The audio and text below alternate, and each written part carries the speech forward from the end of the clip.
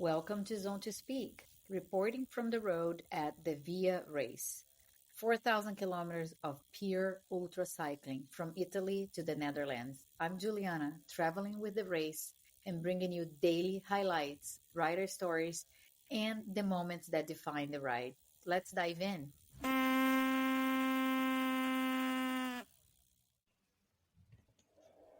It's day one, and after a buzzy registration day yesterday, the riders finally clipped in and rolled out from Giovinazzo this morning, a little later than expected, actually.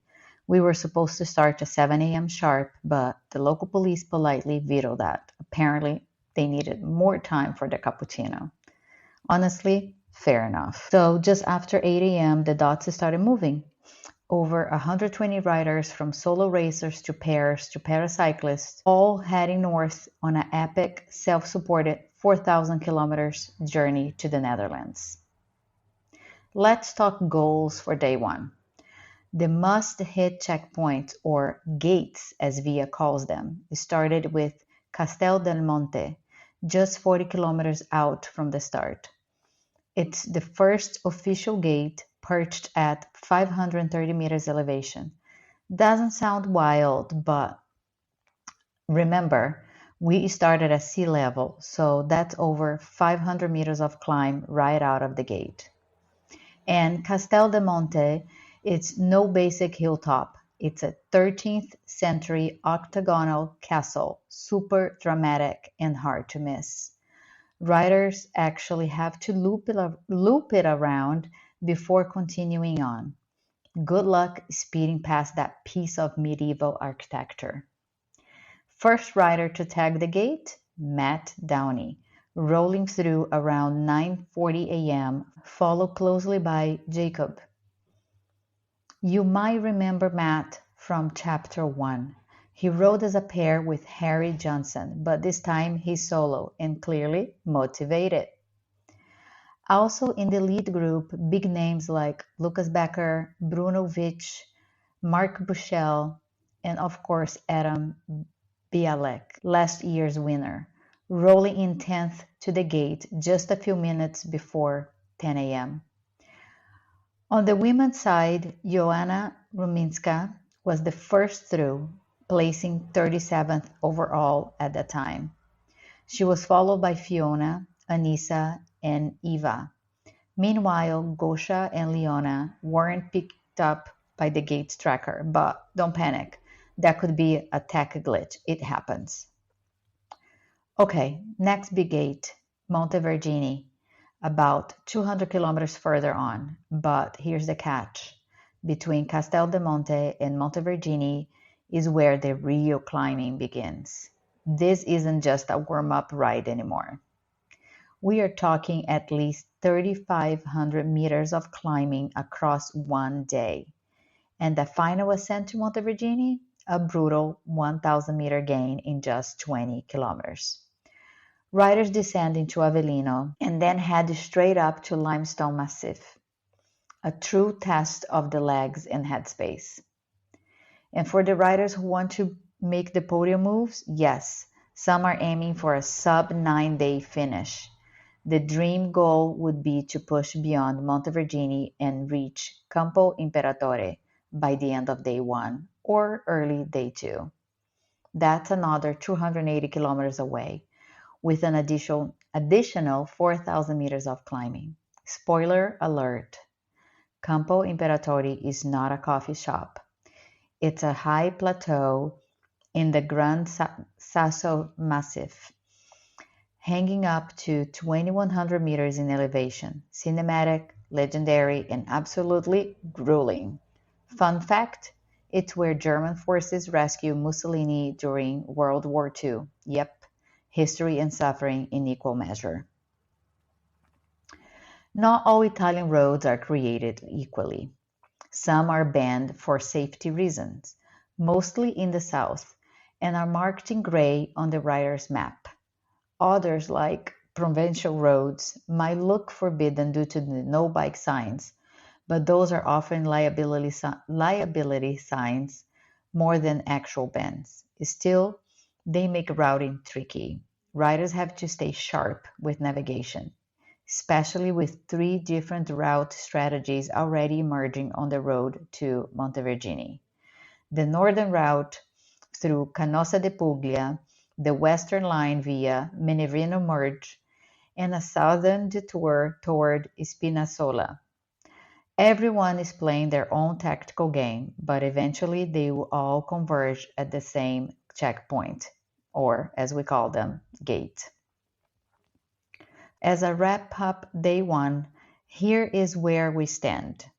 Some riders have already tackled the steep climb to Montevergine and crossed Gate 2, while others are still winding up their way up, pushing through this first real taste of elevation and fatigue.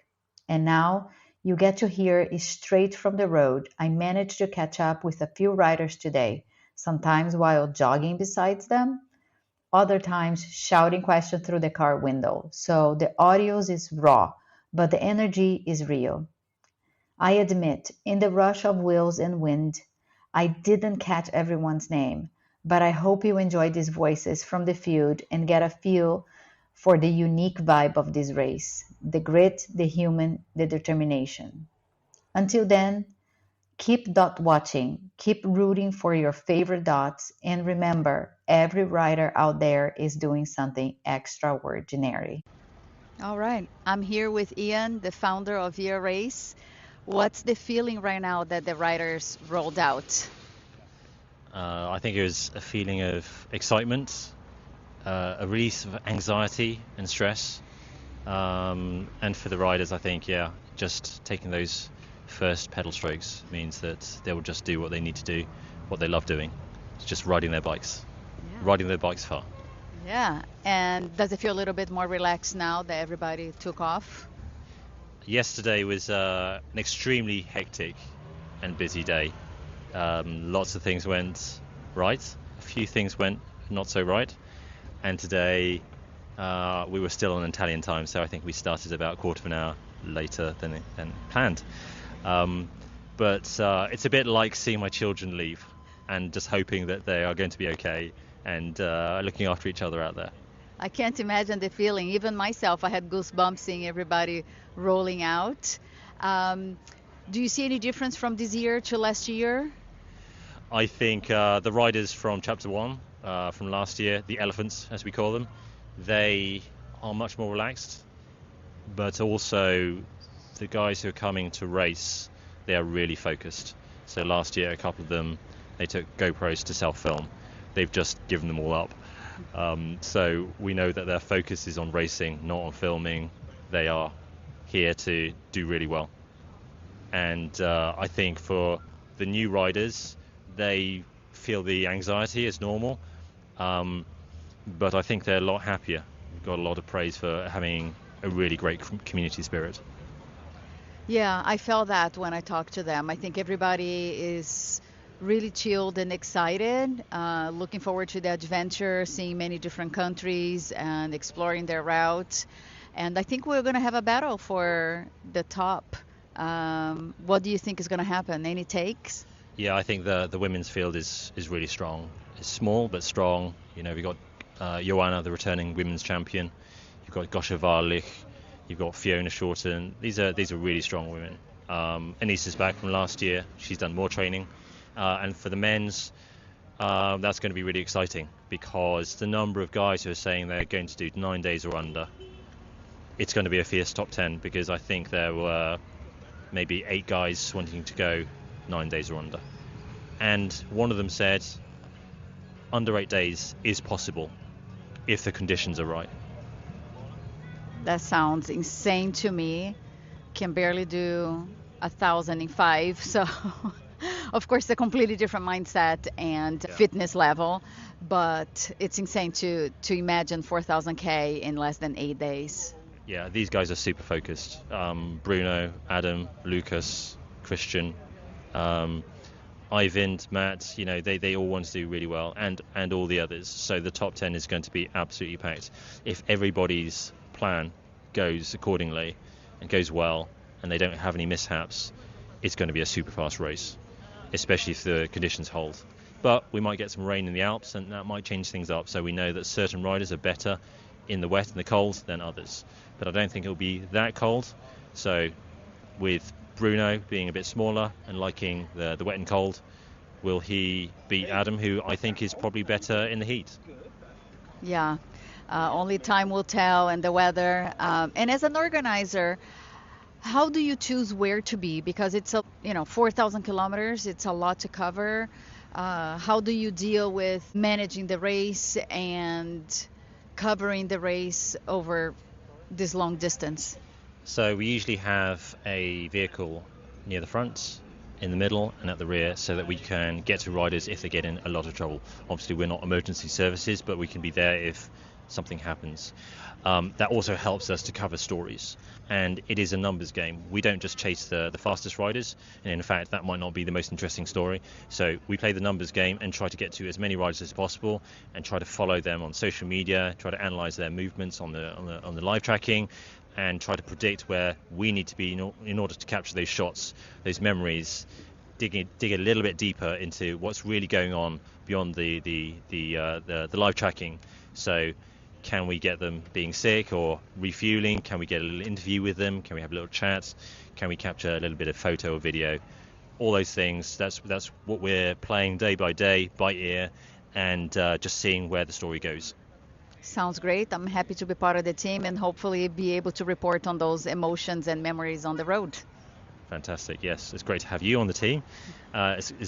We have a really great team of really experienced and very skilled photographers, videographers, podcasters, our logistics team as well. And they are all super flexible and have great initiative, as well as that experience and the skills to go with it. So I think the story is going to be fantastic. Me too. Well, thank you, Ian. Thanks very much, Juliana. All right. I'm here with Inês' brother. She's one of the few females participating at Via Race. What's your name? Lancelot. What is the feeling of seeing your sister line up for a 4,000 kilometer race? I was so proud of her, just even for attempting it. I think the fact that we're here and been able to make it after a pretty challenging year is my heart overflows.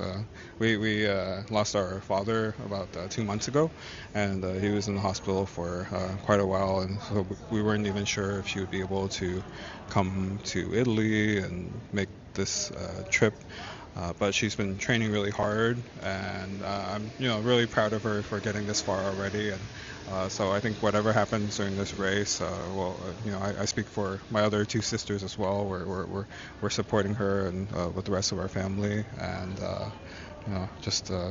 sending our best wishes, and hopeful to hear all her stories along the way.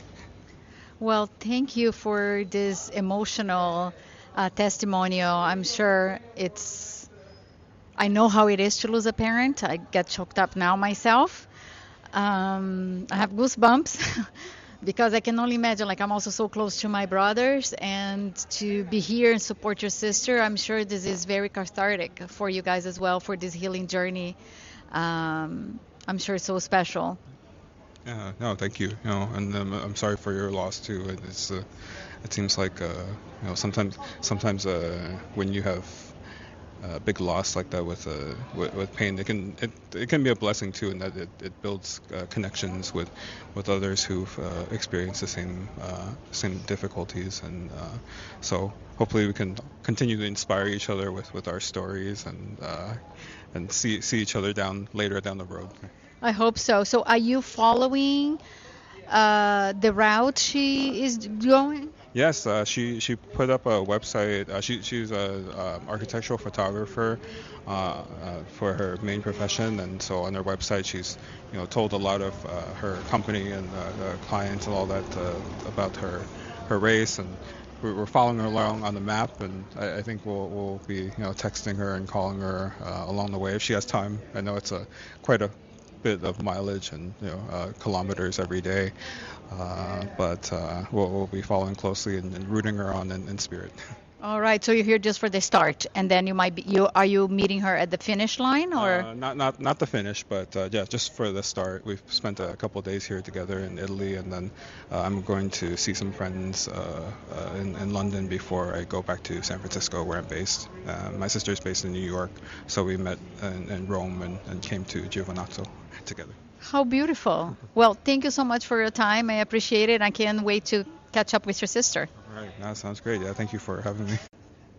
So I'm here with Ines, one of the few female writers. We just spoke with her brother, and she was sharing with me a conversation they were having just earlier today. Oh, yeah. This morning I had a little mini meltdown. It's very internal, and at the same time, it's like I was just freaking out about, oh, this is too heavy, that's too much, I can't do this, and so forth.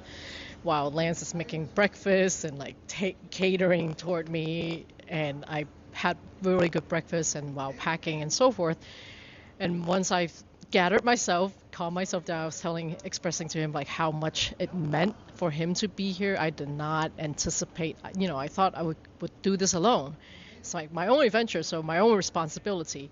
But he was kind enough and generous enough to spend time here, flying from San Francisco, spending 24 hours not sleeping, hauling through trains and after trains. So it just has been a bonding moment for both of us as well too, and like how appreciative that I have a sibling that is willing to go through all that. And we have 2 other siblings that I'm sure they would love to do the same thing as well too. So yeah, I'm just grateful to be here at the starting line, and it's great that he's here as well to send me off tomorrow morning, and let's see what happens. Yeah, what a beautiful moment. I'm happy to be here and witness this. Is this your first ultra race? Yes, this is definitely my first ultra race ever. The longest distance I've ridden so far is 128 miles in one day. Anything longer, mileage-wise, that's it. But for consecutive days, the longest I've ridden was six days, but average 60 miles per day. So this is definitely doubling everything from my past experience. I look forward to crying a lot and eating a lot, but also like just enjoying the view and just enjoy each pedal at a time, even if it's uphill or downhill. So I look forward to that. I think you have the right mindset, having the goal just to be here and to enjoy and take one pedal stroke at a time. Ultra is all about adaptability. Mm-hmm. You need to adapt to the conditions, to the emotions, what's thrown at you. Do you have any timeline in mind for the finish? This would not be a good advertisement for VIA because while I would love to finish the 4,000 kilometers, but I also have to be realistic about the climate, my ability, and so forth. So I'm planning to, if I can get to the second refuge in St. Gallen, I'll be more than thrilled. And so if I can get there before they close, even better, but they're also closed in 10 days, so I'm not so sure. So I'm just being very realistic about it and just taking half a day at a time, really, or even 4 or 5 hours at a time, break it into smaller chunks, not to freak myself out, because familiar numbers and distance I can deal with, but if I think of a bigger picture, it just gets overwhelming. But yeah, so my thought, if I can get to St. Gallen, I'll be more than thrilled. That's a good goal. You mentioned about you're looking forward to the food. Anything in particular that you're looking for to experience? So far, first of all, I'm pre-diabetic, so being in Italy, and I love pizza and pasta, and I've been holding off so much for the past 6 months between training and making sure that my condition doesn't accelerate too much. But being here, I'm like, I can't. Like, I'm gonna work out. I'm just gonna shove all the pizza and pasta I have in any way possible. My route would take me to Austria, so I look forward to Wiener Schnitzel. So that I'm pretty happy about because I'm somewhat familiar with that region. I worked there previously, so yeah. So that should be fun. But food, gelato. Oh yeah, that will be the only reason I'm doing this ride. Only for gelato, nothing more. Yeah, I'm also looking forward to gelato, but I'm not going to be riding, so I'm just going to be pounding on the calories. No, but it's one of those things that like, where else can you get the best gelato? Thanks for your time. I can't wait to see you at the refuges. Great, thank you so much. All right, I'm here at the piazza at the start line with Biking Viking James. It's our take 3 because I messed up the file. Take 3. Okay. And This isn't rehearsed. so tell me, what's the feeling right now? Oh, the feeling is of like nervousness mixed with excitement, mixed with a little bit of like scared, like. But then you speak to people and then you're really like excited again. So it's everything mixed in one. I think once we start paddling, everything's gonna go away and you relax. Yeah. You slowly get into the race. Yeah. Right. I saw on your bike you have a few words of affirmation. Can you tell me what they mean to you? I can indeed. So the first is ownership. And this for me means kind of owning everything within your space. So when there's problems, see them as opportunities. And just when things go wrong, don't think of them as happening to you. Own the solution and own the problem as well. Yeah. The second is appreciate. And that's just appreciate that, you've chosen to do this and you're part of like something that's really cool and really big. And like even in the darkest moments, you need to appreciate those because you will come through, see the other side. The third is discipline. I thought I was going to forget them there. The third is discipline. And that's just stay disciplined in my plan, stay disciplined in the pedaling. And because for me, like discipline equals freedom. When you stick to those things, it allows you to enjoy everything else around you. And then the final one is simple. That's just the word good. And that comes from a video by Jocko Willink. And it says, if you can say the word good, it means you're still alive. I love it, especially the ownership, because I'm a big believer on making every situation positive, not to be toxically positive, but don't let anything drag you down. And I think on ultras, it's super important to be super adaptive. So I think you are set up for success. Just with the words, that's all I need. Exactly. And if Via Race were to have a karaoke, what would be your song? Ooh, okay. I like this question. I think maybe Teenage Dirtbag by Wheatus, I think. I have to play that. Doesn't ring the bell now, but... Her name is Noelle. I had a dream about her. She dancing. Rings my bell. Yeah, gym class in heaven. There you go. I don't know. Love it. Well, have a great time out there, and I hope to see you on the road. Thank you very much. What's your name? Michel van der Merchen. Michelle, nice to meet you. How old are you? 66. Amazing. Maybe I'm the oldest. I think there is another 66-year-old here, Paul from Manchester. What's the feeling right now at the start line? No problem. I'm afraid from the heat because for 2 years we have had many problems in the afternoon at this period. Is this your second Via race then? No, it's the first one, but I've made other one. Okay. Well, looks like a little overcast today. Still very humid and hot, but hopefully as we paddle north, the weather will get a little bit cooler. Yeah, maybe. And what we will see. We cannot change.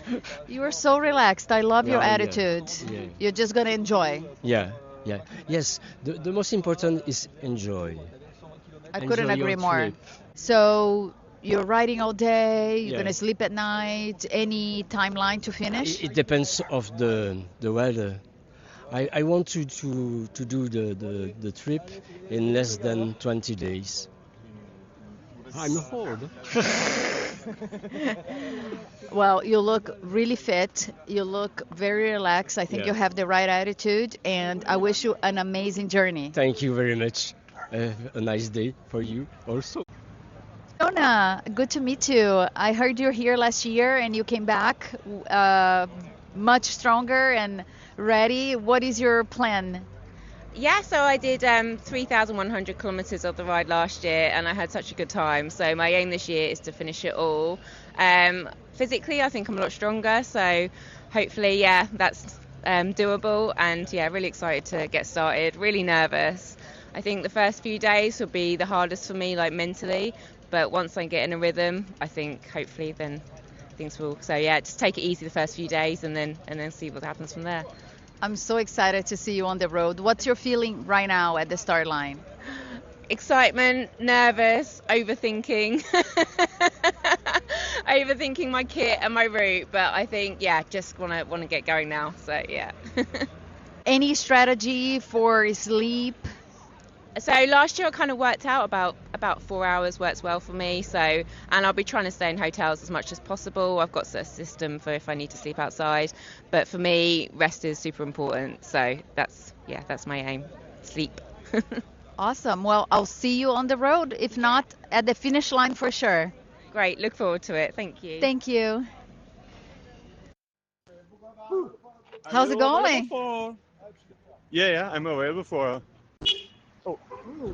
Hey. Yeah, maybe I took the shortest way, but it was the steepest. Yeah, there's someone else coming right behind you as well. Yeah, this must be it. Yeah.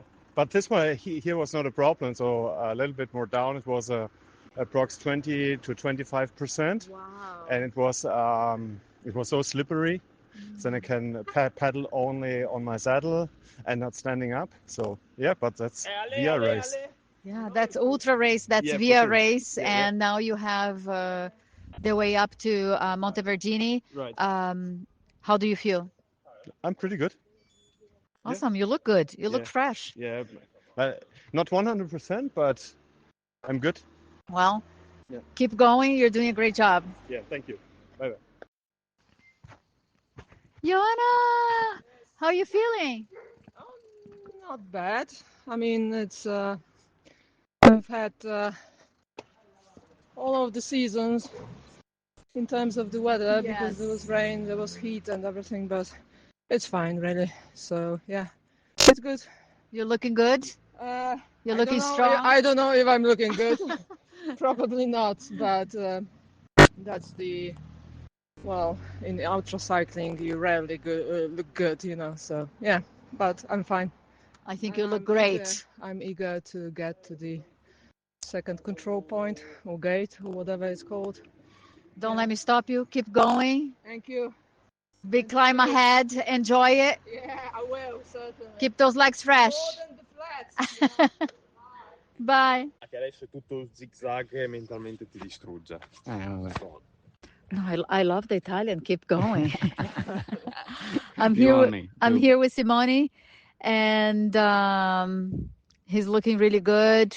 Very happy. Found a place to sleep. Yeah, There's super excited. last push of the day now. Yeah, I think I'm blessed by the first day of the race. I'm feeling pretty good, and the excitement is obviously helping me. So I don't know how I'm gonna feel the next few days, but for the moment, very much enjoying. That's the beauty of ultras, enjoying the present moment. Yeah, Tomorrow, we'll see. it's another day. Tomorrow's another day. Well, definitely, I will keep on saying myself, but I'm pretty good for the moment. Next climb is gonna be a long one, so we'll see how I'm gonna feel after that. But for the moment, it's doing well. It's so good to see you smiling. Keep going. You're doing great. Thank you, Juliana. So Wood just got here to the bottom of Montevergine, and oh my God, you just got here at the bottom of Montevergine. You just said you just bought half a kilo of cheese. Yeah, it was a little misunderstanding at the supermarket, so I asked the lovely lady for a tiny bit of cheese, and then she gave me all of it, and I was just, yeah, all right, fine, I'll take it. Are you going to carry it to the top? I'm going to carry it, and I'm just been munching it, so it's actually pretty good. It's nice and salty, so it's a lot of calories. Yeah, good calories to get you to the top. Definitely. How are you feeling right now? Feeling good, yeah, feeling really good. I had 2 espressos and a lot of mozzarella, so what could go wrong? Just need to good get to one. the top. Yeah, well, keep going.